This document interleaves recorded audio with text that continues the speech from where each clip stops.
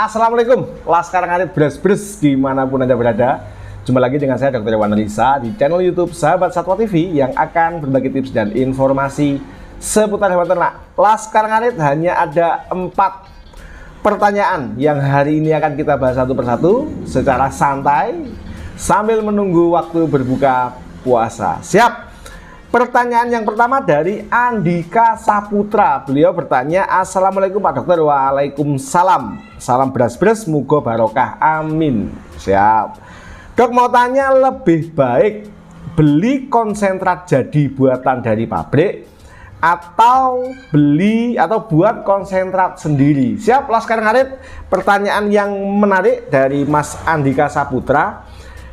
Mas Andika, yang perlu kita pertimbangkan adalah konsentrat adalah bahan pakan pelengkap yang kita berikan kepada sapi untuk melengkapi nutrisi yang tidak ada di hijauan, yang tidak ada di rumput, Laskar Ngarit. Tentu pembuatan konsentrat ini tidak sesederhana yang kita bayangkan, karena konsentrat harus memenuhi beberapa aspek, terutama bila diberikan pada sapi pedet. Seperti ukuran harus sama, sediaan tidak boleh dalam bentuk serbuk sehingga mengantisipasi terhirup. Oke. Lalu kecernaan harus tepat, protein, kadar proteinnya kalau untuk sapi pedet 20-22% dan lain-lain gitu ya. Harus mengandung koksidiostat sehingga tidak bisa menjadi agen pertumbuhan dari koksi atau protozoa, serta bisa mengandung anti jamur sehingga mencegah terbentuknya aflatoksin yang sangat beresiko menyebabkan diare, Laskar Ngarit, dan lain-lain. Tentang itu nutrisi maupun pencegahan terhadap hal-hal yang tidak diinginkan seperti koksi maupun jamur, bahkan bakteri, bahkan fermentasi terhadap tingkat keasaman, Laskar Ngarit.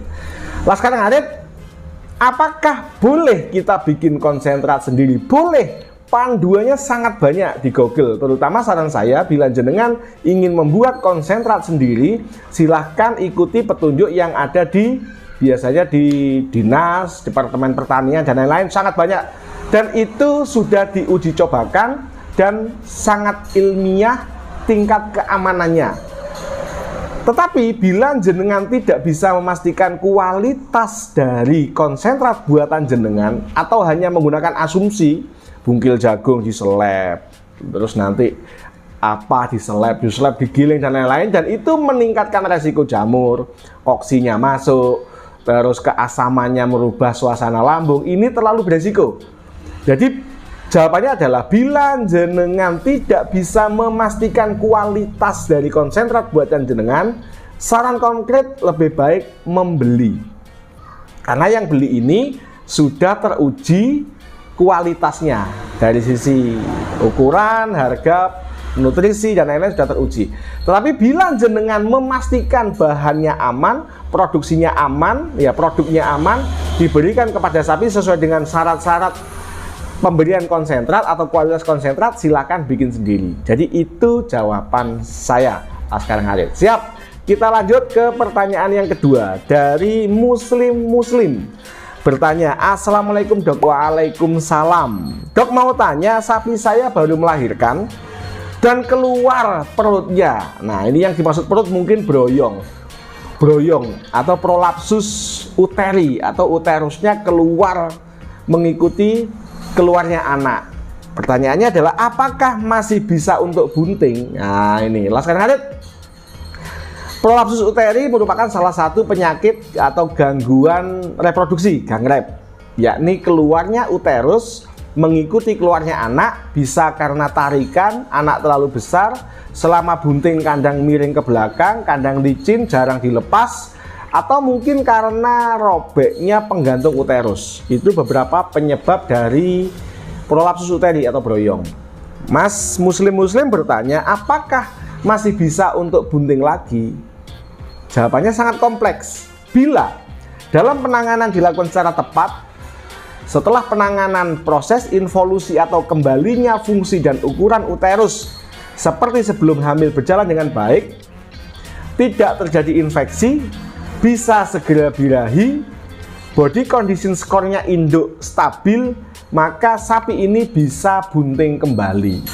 Tapi sebaliknya, Laskar Ngarit, bila penanganannya menimbulkan trauma, perdarahan, perlukaan, lalu terjadi infeksi sehingga proses involusi uterus mundur, dia tidak birahi dan semakin kurus, kemungkinan besar untuk bunting itu dia sulit, Laskar Ngarit. Maka konkret, bila sapinya jenengan mengalami prolapsus uteri, yang harus jenengan lakukan adalah segera memanggil dokter, segera memanggil mantri agar bisa ditangani dengan tepat. Jangan sampai robek, karena begitu robek yang keluar menyusul adalah usus. Begitu usus keluar, prognose infausta dan sebagian besar dipotong atau dijagal, Laskar Ngarit. Jadi itu jawaban dari saya, Mas Muslim. Semoga berkenan. Siap. Pertanyaan yang ketiga dari Toro Margen Uka. Siap.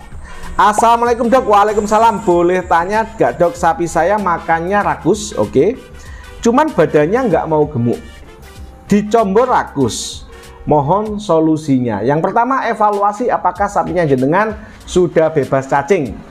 Yang kedua, evaluasi apakah sapinya jenengan menunjukkan gejala pneumonia dengan gejala batuk-batuk yang sangat intens atau nafasnya terlihat terengah-engah atau tidak normal.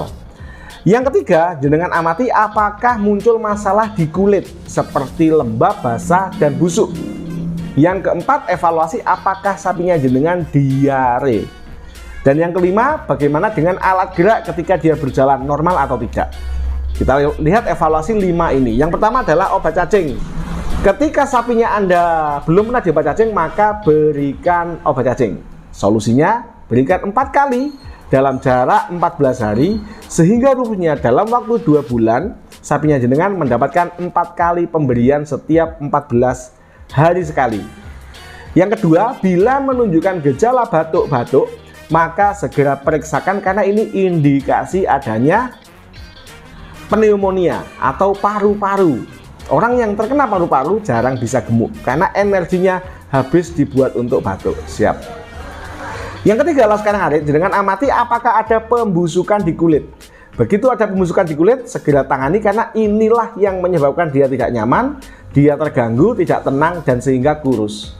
Yang keempat, apakah muncul diare? Ketika dia muncul diare, setiap makan apapun dia diare, maka inilah yang membuat dia tidak bisa gemuk. Lossnya terlalu banyak daripada yang dibuat tumbuh oleh si sapi. Dan yang keempat, apakah cara jalan dia normal? Kalau cara jalan dia tidak normal, faktor kurusnya adalah rasa kompensasi menahan badan dengan dengan kurang dari 4 kaki, sehingga si sapi ini tidak nyaman, Laskar Ngarit. Dan yang terakhir, jangan lupa proporsi pakan hijauan minimal 10% dari berat badan. Kalau sapinya dengan 400 kg, maka hijauan harus diberikan 40 kg. Jangan lupa berikan comboran juga paling tidak 1% kali berat badan. Bila semuanya ini sudah, seharusnya sapinya jenengan menjadi lebih gemuk, Laskar Ngarit. Siap. Pertanyaan terakhir dari Ayam Panggang. Wah, ini enak ya Ayam Panggang ini. Assalamualaikum Pak Dokter. Waalaikumsalam. Niki wau kulo nyobong rogo. Jadi ini bahasa Jawa tapi saya bahasa Indonesia kan. Ayam Panggang mencoba untuk menangani retensio plasenta dengan merogoh sendiri untuk mengeluarkan, dan beliau tidak yakin yang dia lakukan ini sudah bersih. Saran saya, jangan dirogoh sendiri karena ada teknik khusus di mana kita harus memisahkan antara karunkula dan kotiledon sehingga plasenta ini nanti bisa keluar, Laskar Ngarit. Oke? Setelah keluar, maka evaluasinya adalah apakah dalam proses pengelupasan ini itu menimbulkan luka dan bleeding.